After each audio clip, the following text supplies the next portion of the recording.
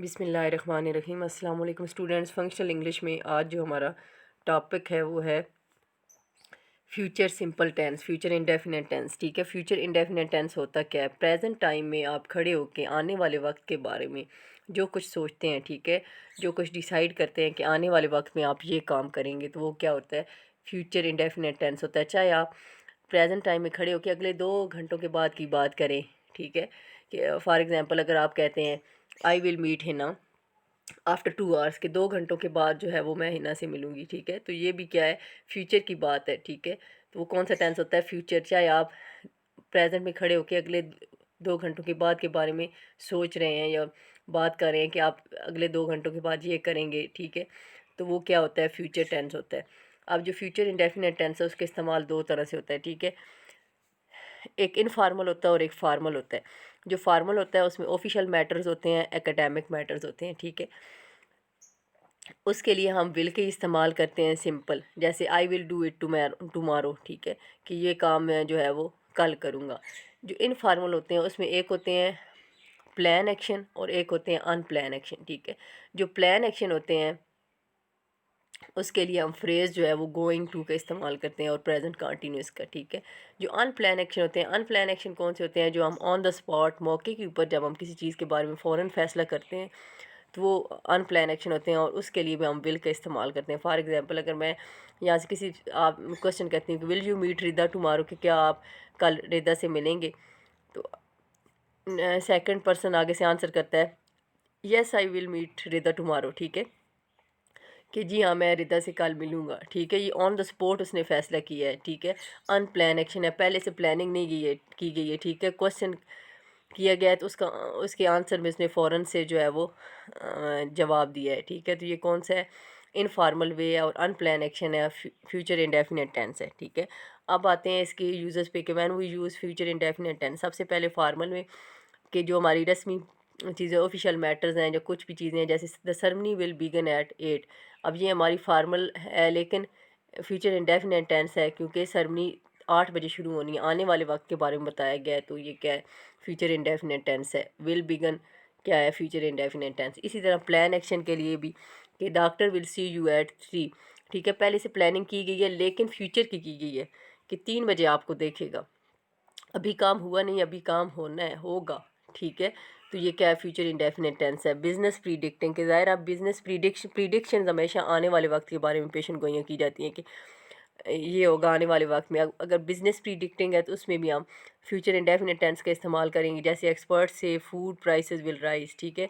माहरीन के ख्याल में जो कीमतें हैं वो बढ़ेंगी, बढ़ेंगी आने वाले वक्त में बढ़ेंगी, प्रिडिक्शन की गई है, इसलिए किसी चीज़ की प्रिडिक्शन के लिए भी हम जो है वो फ्यूचर इंडेफिनिट टेंस का इस्तेमाल करते हैं। इनफॉर्मल जो गैर रस्मी होते हैं, वैसे हमारी जो दोस्ताना गुफ्तगू होती है, जैसे I will call you later, के बाद मैं आपसे बात करूँगा। इसी तरह अनप्लान एक्शन जिसमें हमने पहले से प्लानिंग नहीं की हुई। फॉर एग्ज़ाम्पल अगर आप रास्ते में किसी की गाड़ी ख़राब हो गई, ठीक है, आपने उसको जो है वो कहते हैं कि I will give you a ride to the subway, कि मैं सबवे तक आपको ले जाऊंगा, ठीक है। अब ये आपका एन अनप्लान एक्शन था, ऑन द स्पॉट आपने डिसाइड किया है किसी को जो है वो जगह देने के लिए। इसी तरह ऑर्डरिंग में भी इस्तेमाल करते हैं, I will have a small cheese pizza, ठीक है। फिर प्रोमिसिंग में भी आप जो प्रॉमिस करते हैं वो आने वाले वक्त के लिए करते हैं, ठीक है। फ्यूचर इंडेफिनिट टेंस के इस्तेमाल होते हैं, जैसे I will return your book tomorrow, कि कल आपकी मैं बुक वापस करूँगा, ठीक है। टुमारो है, आने वाला वक्त है, तो क्या है? फ्यूचर इंडेफिनिट टेंस है। इसके बाद ऑफरिंग, आप किसी को पेशकश करते हैं, वो भी ज़ाहिर आप आने वाले वक्त के लिए करेंगे। I will help you finish the report, कि मैं आपकी मदद करूँगा रिपोर्ट ख़त्म करने में, ठीक है। ऑफ़र की है तो ये कौन सा टेंस है? फ्यूचर इंडेफिनिट टेंस है। इस तरह पॉसिबिलिटी यानी कि किसी चीज़ का इम्कान भी जो है वो फ्यूचर में होता है। Maybe I will take a break and watch a movie tonight, ठीक है, कि शायद मैं आज ब्रेक ले लूँ और रात को मूवी देखूँ, ठीक है।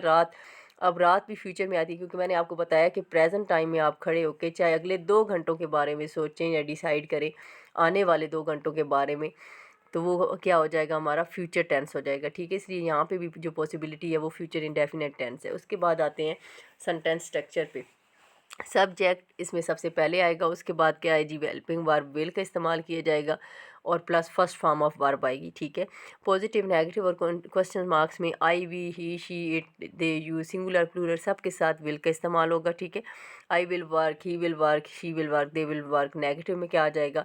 I will not work, he will not work, we will not work, she will not, they will not, ठीक है। क्वेश्चन में आपको पता है कि ऑर्डर चेंज हो जाता है, ठीक है। जो इंटेरोगेटिव स्टेटमेंट्स होती हैं उनमें हेल्पिंग वर्ब जो है वो पहले आ जाता है और उसके बाद सब्जेक्ट आता है और फिर जो है फर्स्ट फॉर्म ऑफ वर्ब है। Will I work, will you work, will they work, और एंड पे जो है वो इंटेरोगेटिव मार्क जो क्वेश्चन मार्क है वो आ जाएगा।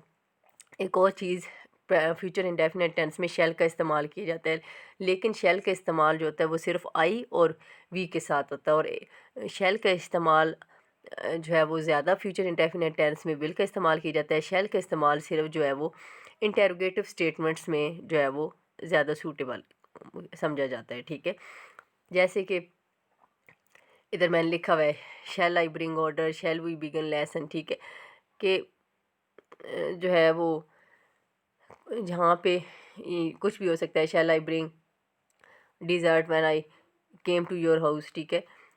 यानी कि जो क्वेश्चन मार्क्स है वो भी जो पोलाइटली क्वेश्चन किए जाते हैं उनमें शैल का इस्तेमाल किया जाता है। इसके अलावा कुछ सपोजिशंस होती हैं, जैसे I think he will work, I suppose he will work, या I believe they will work, I imagine that, I imagine you will work, he will work, कुछ भी हो सकता है। लेकिन एक और चीज़ जो सपोजिशंस होती हैं उनमें जो नेगेटिव स्टेटमेंट्स होती हैं वहाँ पे कॉन्ट्रैक्शन आ जाती है। वहाँ पे जहाँ पे विल नॉट होगा वहाँ पे हम वोंट करेंगे, ठीक है। I think he won't work, I suppose they won't work, I believe they won't work, I imagine we won't work, ठीक है। ये चीज़ आपने याद रखनी है कि जहाँ पे सपोजिशंस आएंगी वहाँ पे कॉन्ट्रैक्शन होगी और वहाँ पे विल नॉट की जगह क्या इस्तेमाल होगा? वोंट इस्तेमाल होगा। इसके अलावा डब्ल्यू एच और एच डब्ल्यू वर्ड्स में देखते हैं कि वेयर, व्हेन, हाउ लॉन्ग, या इनके लिए हम या वाई क्या इस्तेमाल करते हैं।